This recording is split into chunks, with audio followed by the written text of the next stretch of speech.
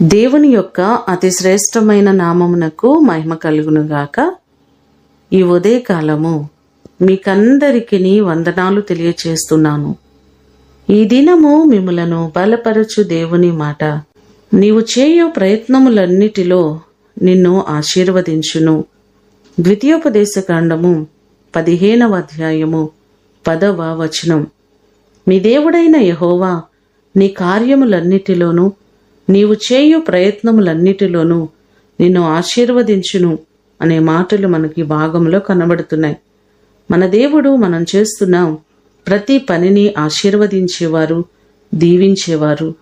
ద్వితీయోపదేశకాండము 28వ అధ్యాయము 8వ వచనంలో చూస్తే, నీ కొట్లలోనూ నీవు చేయు ప్రయత్నములన్నిటిలోనూ నీకు దీవెన కలుగునట్లు యెహోవా ఆజ్ఞాపించును, ఆయన నిన్ను ఆశీర్వదించును అనే మాటలు మనకు కనబడుతున్నాయి. మీరు చేస్తున్న ప్రతి పనిలో, ఉద్యోగములో, చేతి పనులలో, అన్ని విషయాలలో దేవుడు మిమ్మను ఆశీర్వదించేవారు, దీవించేవారు, సమృద్ధిని కలుగచేసేవారు.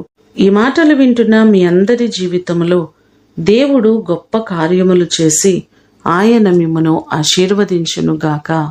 ప్రార్థన చేసుకుందాం.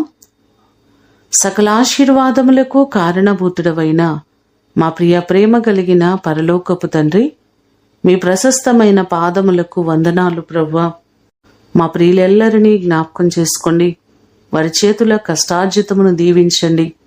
వారు ఏ పని చేస్తున్నారో ఆ పనిలో మీ దీవెన కావాలి, మీ ఆశీర్వాదం కావాలి. వారి ఉద్యోగములను దీవించండి, వారు చేస్తున్న వ్యాపారములను దీవించండి. ప్రతి పనిలో మీ దీవెనను సమృద్ధిగా మీరు కలుగచేయండి. ప్రతి వారికి మీ సన్నిధి తోడుగా ఉంచి గొప్ప కార్యాలు వారి జీవితంలో మీరు జరిగించండి. మీరు ఉన్నతమైన స్థాయిని, స్థితిని మీరు అనుగ్రహించమని యేసు అతి శ్రేష్టమైన నామమున అడిగి వేడుకొని పొందియున్నాము తండ్రి. ఆమేన్. దేవుడు మిమ్ములను దీవించునుగాక.